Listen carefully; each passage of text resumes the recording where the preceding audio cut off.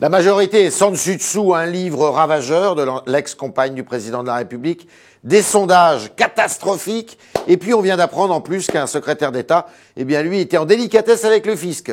Eh ben, tout ça, ça va nous faire notre menu aujourd'hui avec Jean-Vincent Placé, sénateur Europe Écologie Les Verts, et qui est aussi le président du groupe au Sénat.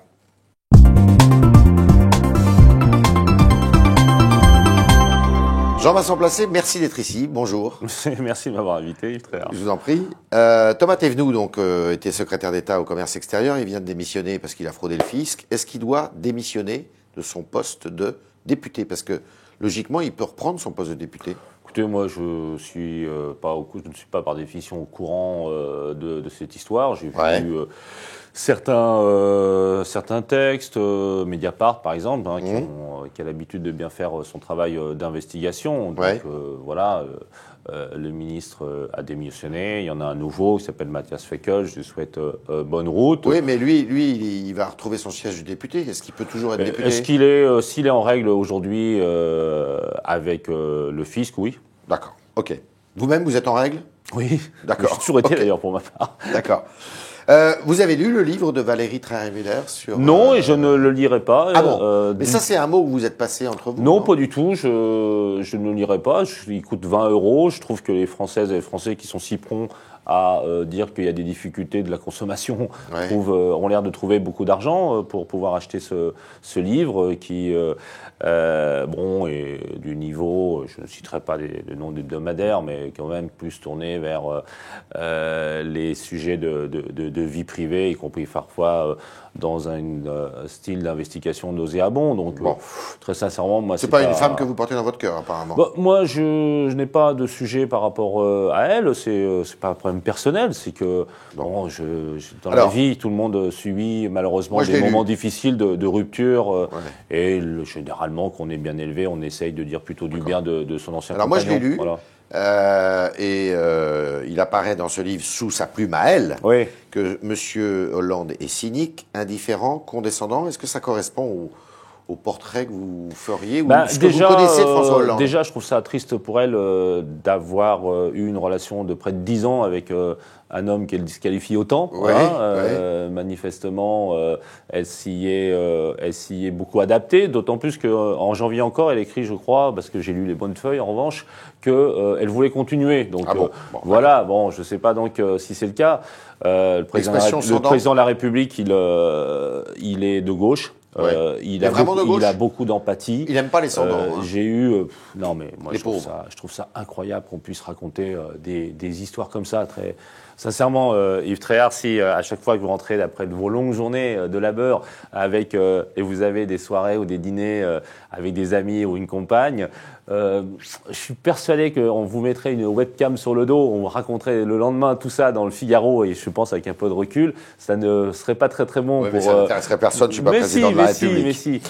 Et déjà le déballage est pas évidemment pas correct, mais d'autre part, François Hollande, on peut dire pas mal de choses sur sa façon de présider, sur sa politique menée. Alors on va en parler, là. Dieu sait que moi-même, depuis 2 ans, je dis des choses, mais c'est quelqu'un qui est profondément, je pense, gentil, empathique et attentif aux autres. Et attentif. Alors, cote de confiance, 13% dans le sondage que publie le Figaro Magazine aujourd'hui. Est-ce qu'il peut aller encore plus bas?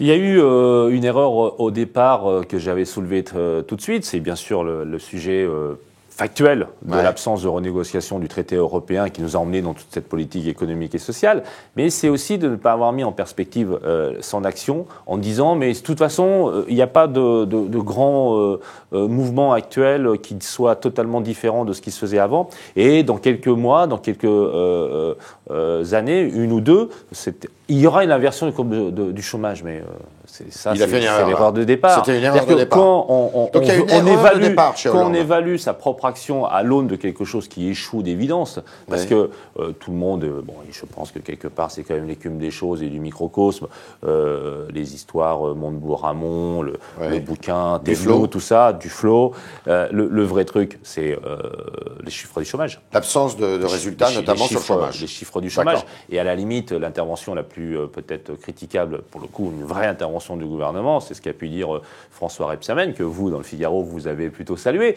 J'ai lu l'article il y a 2 jours sur ce que pense le journal de la situation d'indemnisation chômeurs. Mais plus sérieusement, sur question emploi et y compris stigmatisation des chômeurs que le gouvernement n'a pas contribué à créer, mais n'a pas non plus contribué à résorber, ce sont vraiment là ces sujets-là. Il est plombé par le chômage. Il est plombé par le fait qu'il ait voulu placer... Il a fait une erreur de communication. Mais c'est même pas une question d'erreur de communication, c'est d'expliquer le monde dans lequel on est aujourd'hui.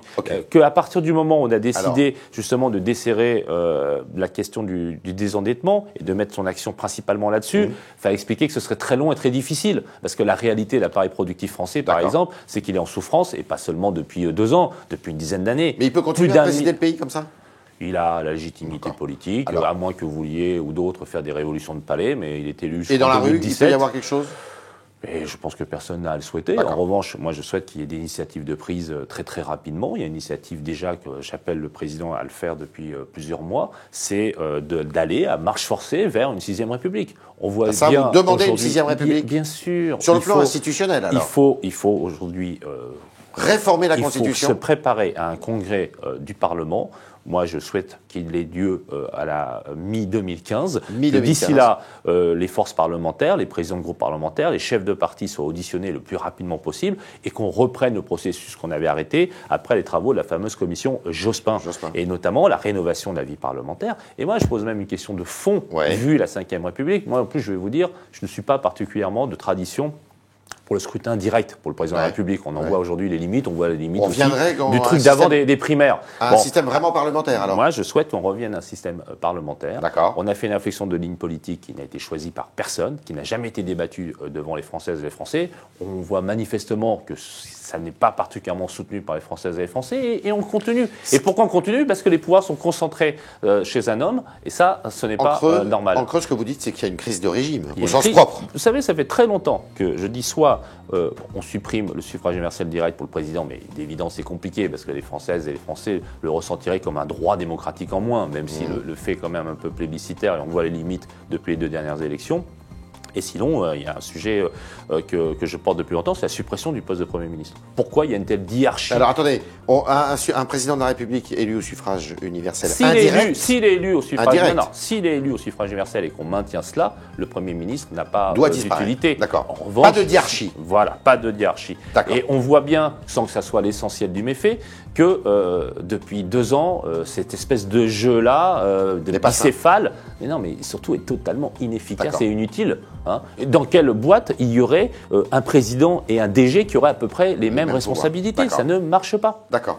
Sauf que le président de la République peut dissoudre l'Assemblée nationale, ce qui n'est pas le cas du Premier ministre. À partir du moment où il y a le quinquennat, et moi à l'époque déjà j'étais très réservé sur le quinquennat dans le système de la Ve République, à partir du moment où il y a le quinquennat, le droit de dissolution doit disparaître de toute manière. 2 petites questions, Jean-Vincent Placé. Est-ce que vous allez voter mais sur cet agenda de chantier rénovation institutionnelle, c'est très important. On le mettra aussi sur la proportionnelle, et c'est en ce sens-là que j'ai pris de nombreux contacts avec des élus centristes, parce que je crois qu'il faut rassembler la gauche, bien sûr, mais aussi les réformistes, les humanistes, les républicains de progrès, les démocrates. Et là, il y a un vrai enjeu pour la République. Alors, on se résume.